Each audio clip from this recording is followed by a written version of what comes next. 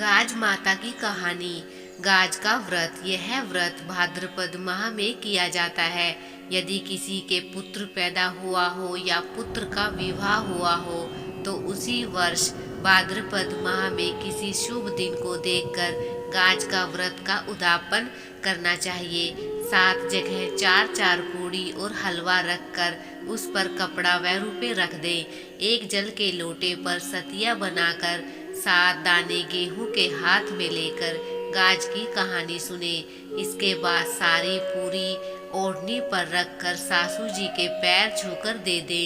बाद में लोटे के जल से भास्कर भगवान को अर्घ दे।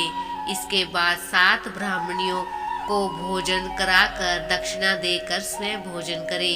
गाज के व्रत की कथा। पुराने समय में एक राजा के कोई संतान न थी। राजा रानी संतान के न होने से बड़े दुखी थे। एक दिन रानी ने गाज माता से प्रार्थना की कि अगर मेरे गर्भ रह जाए तो मैं तुम्हारे हलवे की कढ़ाई करूंगी। इसके बाद रानी गर्भवती हो गई।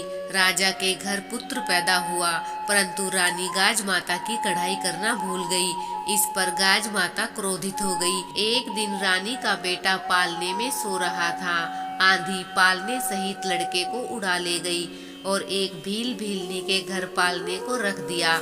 जब भील भीलनी जंगल से घर आए तो उन्होंने अपने घर में एक लड़के को पालने में सोता हुआ देखा। भील भीलनी के कोई संतान न थी। भगवान का प्रसाद समझकर दंपति बहुत प्रसन्न हुए।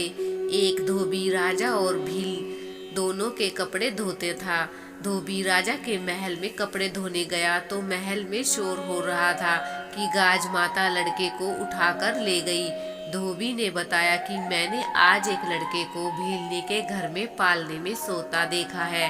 राजा ने भील दंपत्ति को बुलाया। भील दंपत्ति ने कहा कि हम गाज माता का व्रत करते हैं। गाज माता ने ही हमें बेटा दिया है। यह सुनकर रानी को अपनी भूल का एहसास हो गया। रानी गाज माता से प्रार्थना करने लगी कि मेरी भूल के कारण ही ऐसा हो गया है और पश्चाताप करने लगी। हे गाज माता, मेरी भूल क्षमा कर दो। मैं आपकी कढ़ाई अवश्य करूंगी। मेरा लड़का ला दो।